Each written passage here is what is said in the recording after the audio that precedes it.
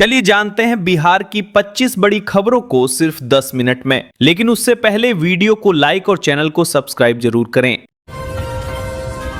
हिजाब विवाद, क्या आज नौकरी ज्वाइन करने पहुंचेंगी नुसरत? हिजाब विवाद से चर्चा में आई आयुष डॉक्टर नुसरत परवीन के लिए आज नौकरी ज्वाइन करने का आखिरी मौका है। बीते 23 दिनों से नुसरत न तो अपने कॉलेज पहुंची हैं और न ही उनके ठिकाने की कोई जानकारी सामने आई है। उनके घर पर ताला लटका हुआ है। 15 दिसंबर को मुख्यमंत्री नीतीश कुमार ने नियुक्ति पत्र वितरण के दौरान नुसरत का हिजाब हटाया था। इसके बाद से विवाद गहरा गया। ज्वाइनिंग की तारीख पहले 20 दिसंबर थी, जिसे बढ़ाकर 31 दिसंबर और फिर 7 जनवरी किया गया।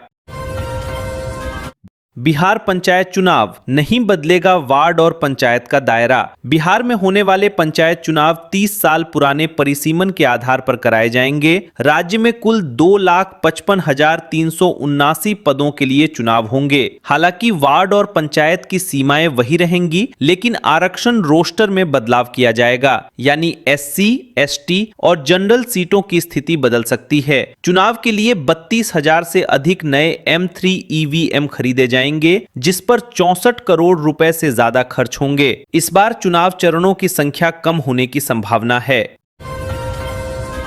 HIV संक्रमित मरीजों का पटना में प्रदर्शन। पटना स्थित बिहार राज्य स्वास्थ्य समिति परिसर में सैकड़ों HIV संक्रमित मरीजों ने प्रदर्शन किया। मरीजों ने वर्षों से बंद पेंशन को बहाल करने, भेदभाव खत्म करने और सरकारी अस्पतालों में दवाओं व डॉक्टरों की उपलब्धता सुनिश्चित करने की मांग की। बेगूसराय, खगड़िया, सहरसा, मधेपुरा और सुपौल सहित कई जिलों से मरीज प्रदर्शन में पहुंचे। मरीजों का आरोप है कि योजनाएं केवल कागजों तक सीमित हैं। पेंशन 2015 के बाद से नियमित नहीं मिल रही, जिससे उन्हें गंभीर आर्थिक और मानसिक परेशानी झेलनी पड़ रही है।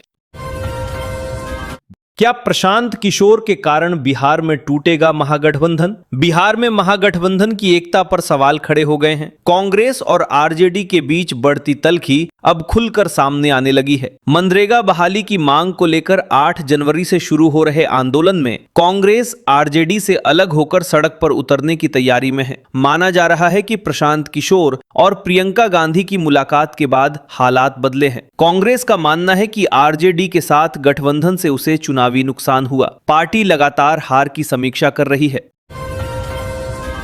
बिहारी रशियन गर्ल बोली, मुझे व्यूज नहीं चाहिए। बिहारी रशियन गर्ल के नाम से वायरल हुई रोजी नेहा सिंह अब सोशल मीडिया ट्रोलिंग से परेशान हैं। एक इंटरव्यू में उन्होंने कहा कि उन्हें अब न तो व्यूज चाहिए और न ही वायरल होना। उन्होंने बताया कि वायरल होने के बाद लोग सपोर्ट कम और परेशान ज्यादा करते हैं। ऑनलाइन ट्रोलिंग के चलते उन्हें अपना बिजनेस तक बंद करना पड़ा। रोजी फिलहाल रांची में रहती हैं और ब्यूटिशियन का काम करती हैं। उनका कहना है कि एक बार वायरल होना उनकी जिंदगी के लिए नासूर बन गया है।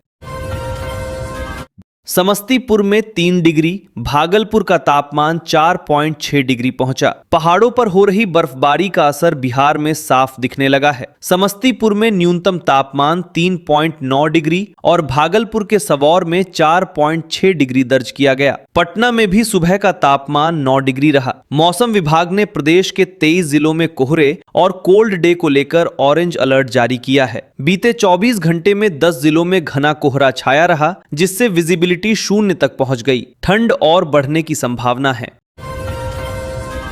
सहायक ने भाई पत्नी बहू को बनाया टीचर। बिहार संस्कृत शिक्षा बोर्ड में शिक्षक बहाली को लेकर गंभीर आरोप लगे हैं। RTI एक्टिविस्ट विमल कुमार ने बोर्ड के सहायक विनेश कुमार सिंह पर भाई पत्नी बहू समेत 6 परिजनों को नौकरी दिलाने का आरोप लगाया है। इस मामले में मुख्यमंत्री, शिक्षा मंत्री, निगरानी विभाग और EOU से शिकायत की गई है। आरोप है कि नियमों को दरकिनार कर नियुक्तियां की गईं। बोर्ड अध्यक्ष और संबंधित सहायक से इस मुद्दे पर जवाब भी मांगा गया है। मामला सामने आने के बाद शिक्षा विभाग की साख पर सवाल उठ रहे हैं।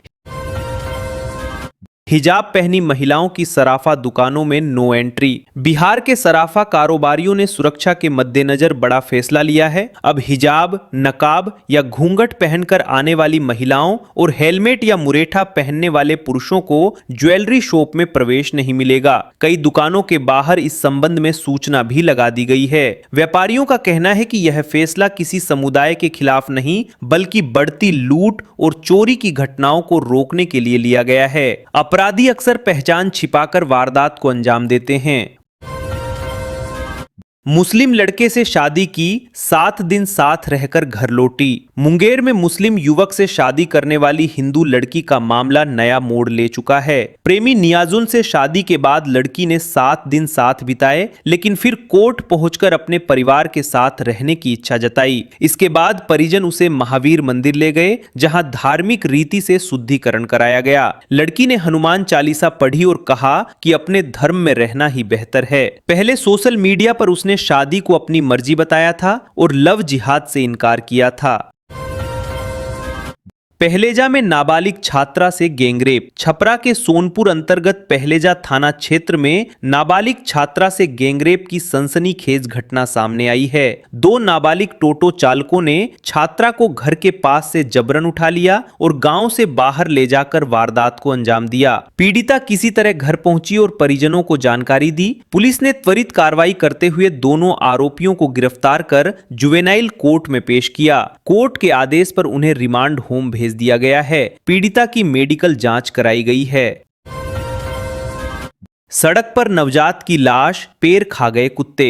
वैशाली के हाजीपुर सदर अस्पताल रोड पर इंसानियत को शर्मसार करने वाली घटना सामने आई है। सड़क 2 किनारे कचरे के ढेर में नवजात का शव मिला, जिसे कुत्ते नोचते हुए बीच सड़क तक ले आए। नवजात का एक पैर पूरी तरह क्षत विक्षत था।